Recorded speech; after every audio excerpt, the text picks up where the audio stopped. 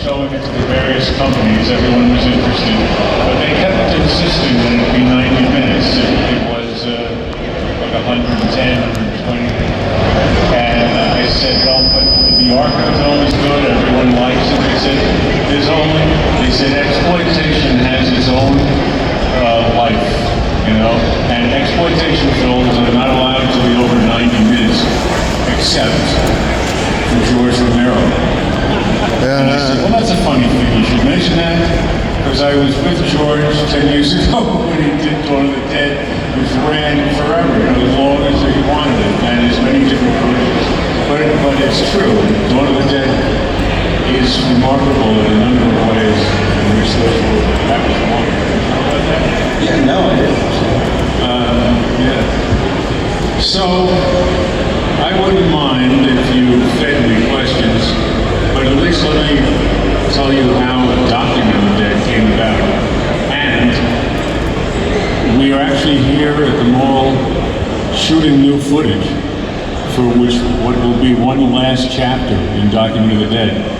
So, beware, we may be filming you. If you look behind you, there are a few cameras, and they are capturing all the events. They're getting interviews.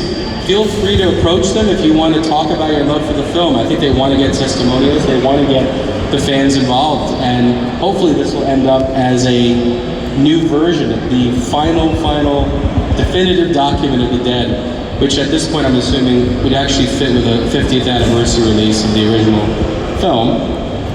But yeah, if you look behind you, see anyone with a big camera, feel free to walk up, and they'll be happy to talk to you and record you, and maybe you'll even end up in the film, which would be pretty fun. So, back in 1978, I was teaching at the School of Visual Arts,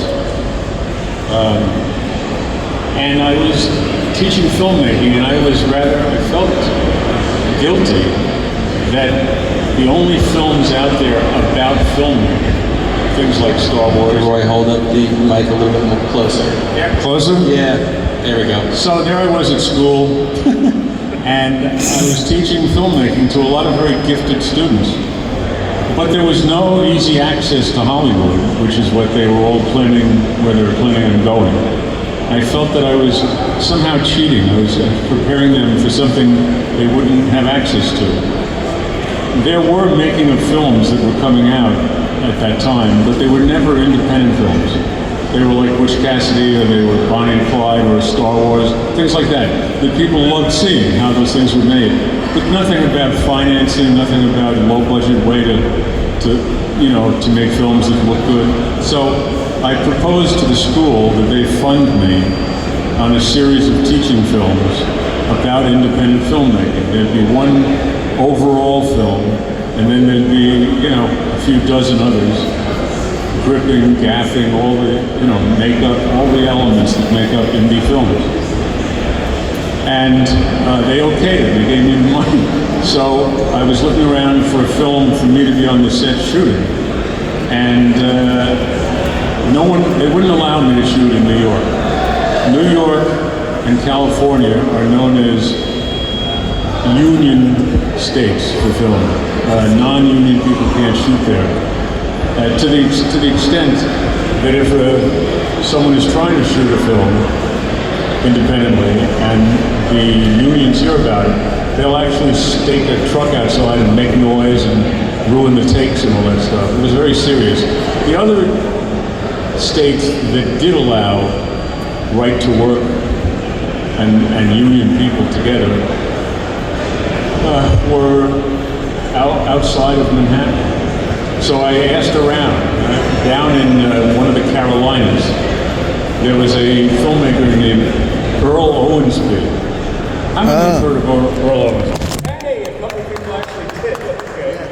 And he was kind of like a Southern hero doing like action films, and he was getting ready to do something called Wolfman. Yes. I contacted him. He was very sweet. He said I could come down with my crew, with my student crew, and shoot a making of film. Okay. Meanwhile, and following that, I was having drinks at a party with a fellow named Richard Rubenstein. Oh. And he started telling me about how he was working with George Romero now, how George had done Night of the Living Dead, but hadn't protected himself legally, and he didn't have the rights that he should. And Richard believed in George and felt he could, raise the kind of money to do the kind of films George wanted and make money at them as well. Okay, so I mentioned that I was teaching visual arts, and there were no films out there about filmmaking for independent people. How about Dawn of the Dead? And he said, I like it. He had enough foresight to understand that though no film like it had ever been done, its promotional value was really strong. So a few months later, I'm driving 2 carloads of students and teachers up to Pittsburgh to shoot on the set. Rubenstein, I'm sure some of you are hardcore fans enough to know who he is and his reputation. I mean, he's the Darth Vader of the independent. He is a very difficult guy to deal with, but he loves film, and I just got along with him. But he was there to protect George. He said the producer's role, producer can be many things, but for me it's protecting the director. Wow. And I in my future films I use that approach as well. So he wouldn't let me and my crew within 100 feet of George. Now, our DP, our cinematographer, Reeves Lehman, was a Vietnam vet. He was actually in Vietnam fighting, and he knew. He gathered up the crew and made them get on their bellies, and they had us crawling onto the set for Dawn. And George is directing this little group of 6 people crawling along. He said, "Oh, you can do whatever you want, guys." He loved it. In addition to which, he told me that he saw Dawn of the Dead as a war film.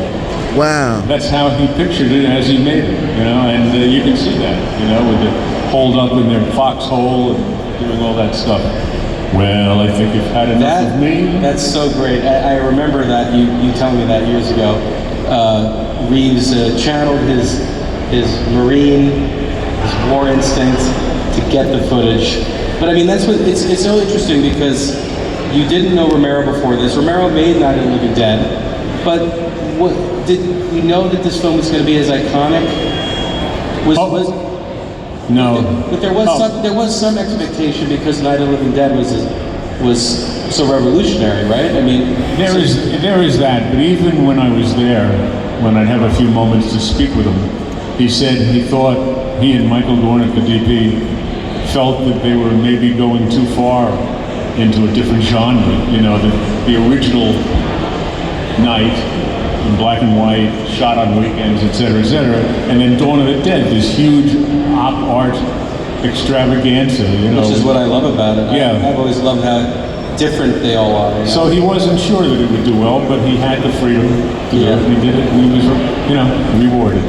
It's still amazing that of all the productions, that was the one that worked out, simply from the goal to try to do behind the scenes making of film, and it happened to be Dawn of the Dead. Yeah. So your relationship with George Romero, I mean, you didn't know him prior, but you got to know him over the years, and one of the amazing things about the doc that we're still going through is that it's still going on, it's still being documented, it's still taking shape, and things didn't end there, right? I mean, what was the next time what was the first time you decided, I'm going to add more to this, I'm going to shape this? Well, George and Richard loved Document of the Dead, in particular because they felt it depicted George correctly. It really showed what he was truly like, what his kindness and warmth. Okay. Next thing I heard, it was like every 10 years. Next thing I heard, they were doing Day of the Dead down in Florida, but I heard there had been some difficulties getting it financed. That the mood there was not exactly enticing. So I thought, okay, I'm going to skip it. Months later, I run into George, and he says, "Where were you?"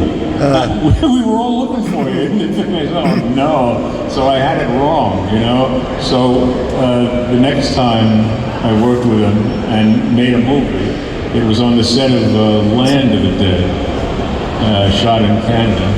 And one TV station financed me to shoot Dream of the Dead, which was, you know, another loving tribute, focusing on Tom Savini, which was really funny. That was around like the early aughts, right? What? Land of the Dead? Wasn't that in the early 2000s or so? Yeah. Right. Probably. But I think in between, didn't you also document like Two Evil Eyes? The Argento. Yeah, it wasn't one of the Dead films, really. Right, but I think some of the behind-the-scenes footage made it to the definitive cut. Yeah. Yes. So, that's true. All right. Questions? Do we have any questions?